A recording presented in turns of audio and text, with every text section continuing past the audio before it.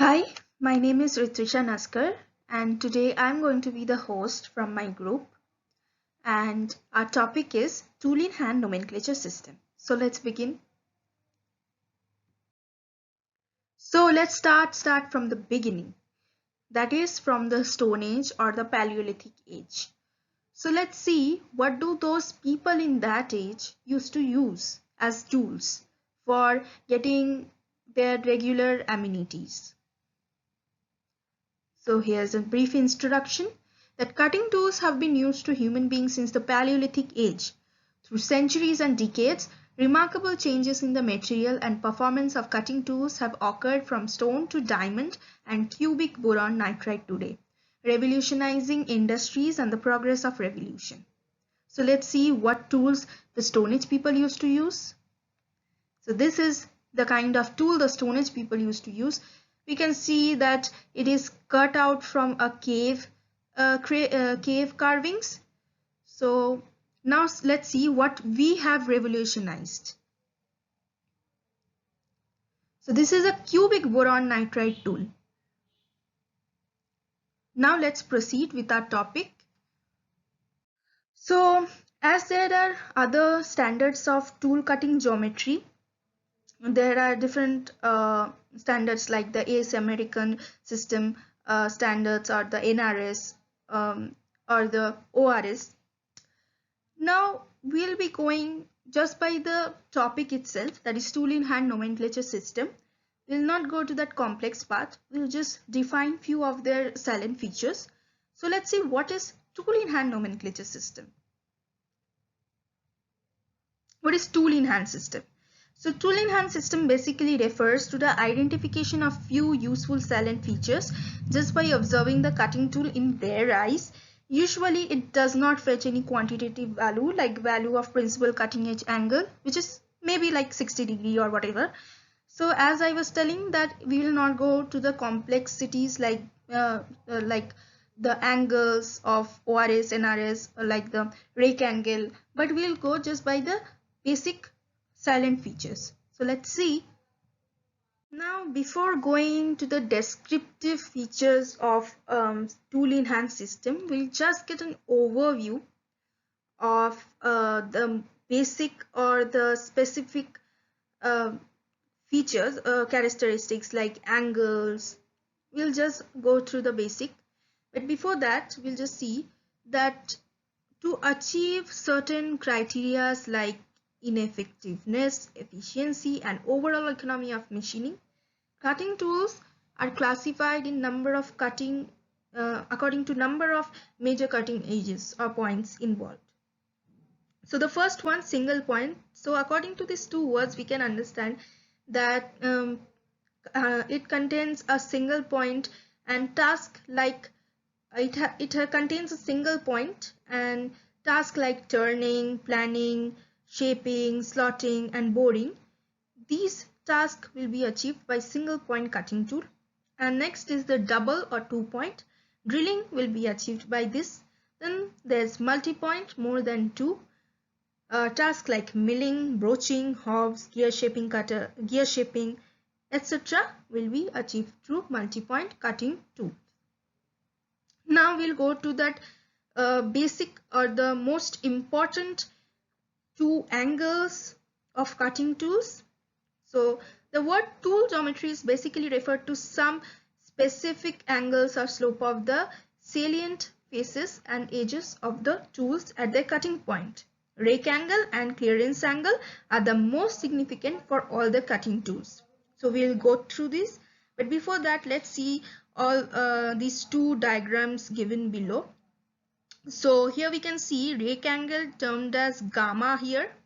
So what is this rake angle? Rake angle is the angle between the rake surface and the reference plane pi r. And what is this clearance angle? It is the angle between this flank surface and the finishing surface, this horizontal plane and the flank surface. So you can see, and here we have seen the cutting velocity VC, and this is the rake surface. So what is the rake surface? Rake surface is where the chip goes off. Okay, so that's the rake surface. Now we can see this diagram here, which will make it more easy to understand, or rather because it's in a horizon, it's given from a that is front view, and this one is given in the rotational manner, so we can understand the direction and everything. So let's go to the next slide. What we see. So yeah, the definition is given. The rake angle. The rake angle is the angle of inclination of rake surface from reference plane, and the clearance angle is the angle of inclination of clearance or flank surface from the finished surface. Rake angle is provided for ease of chip flow and overall machining. Rake angle may be positive or negative or even zero as shown in figure 3.2. So in the next slide, we'll be seeing all those all the types of rake angle that is. Now let's see what are the relative advantages of such rake angles. We'll be seeing the figure in the next slide. So before that, we see the description. That is positive rake, which helps reduce cutting force and thus cutting power requirement. Negative rake to increase edge strength and life of the tool. Zero rake to simplify design and manufacture of the form tools. Okay. Now the clearance angle. Clearance angle is essentially provided to avoid rubbing off the tool flank with the machined surface, which causes loss of energy and damages of both the tool and job surface.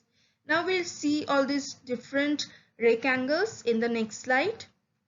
So here are the figures of positive rake, zero rake and negative rake.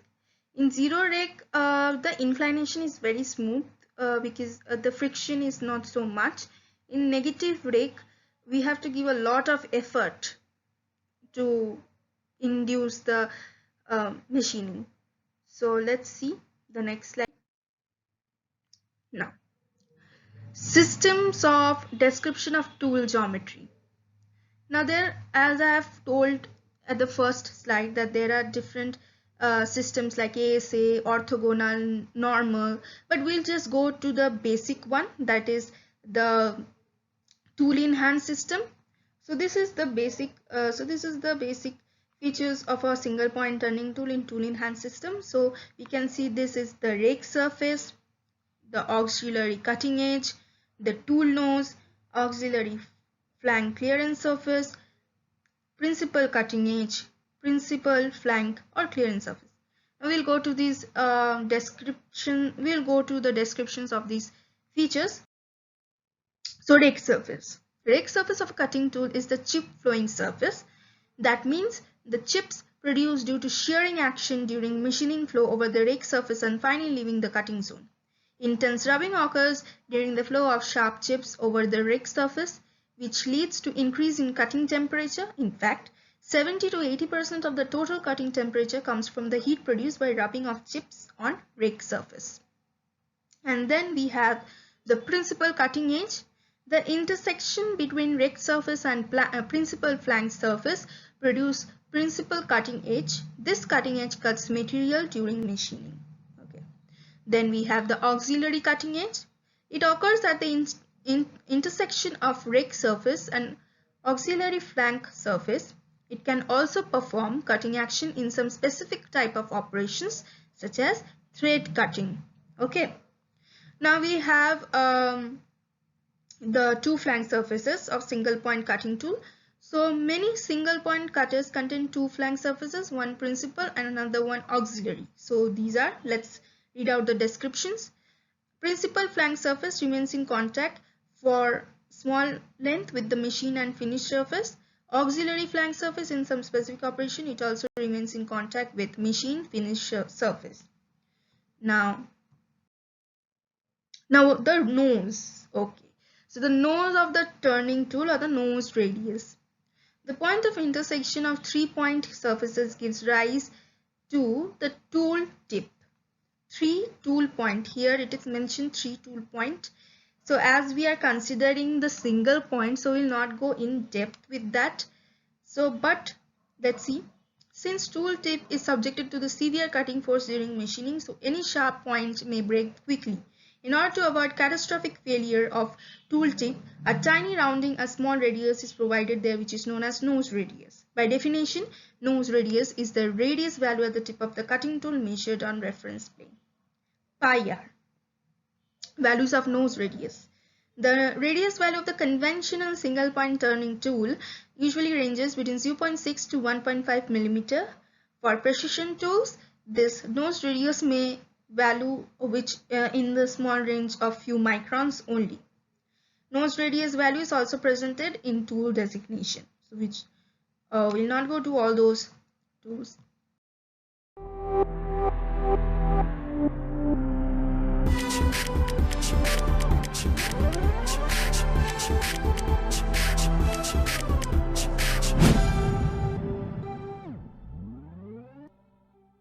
Cutting tool geometry.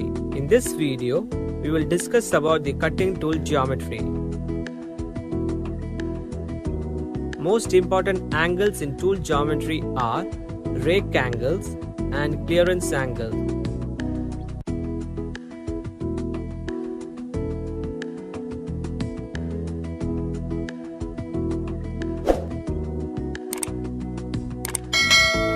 Some of the important tool geometry are side rack angle, shank, face, back rack angle, end cutting edge angle, nose radius, end relief angle, side cutting edge angle, side relief angle.